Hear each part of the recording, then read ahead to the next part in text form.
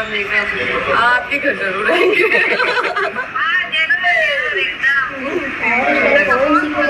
ज्योति से आप लोग देख सकते हैं कि कितना ज़्यादा वो वीडियो कॉल पे बात करके खुश हो रही है और बहुत ही ज़्यादा हंस भी रही है। सबको लग रहा है कि सिर्फ और सिर्फ ये पवन सिंह की कॉल आया, इसके वजह से ये इतना ज़्यादा खुश है और उनकी खुशी के और उनके हंसी के राज सिर्फ पवन सिंह है। आपको क्या लगता है, क्या सच में पवन सिंह अपना गलती सुधार करके अपनी ज्योति पत्नी के पास लौटना चाहते हैं? क्या सच में पवन सिंह से ही बात करिए ज्योति से?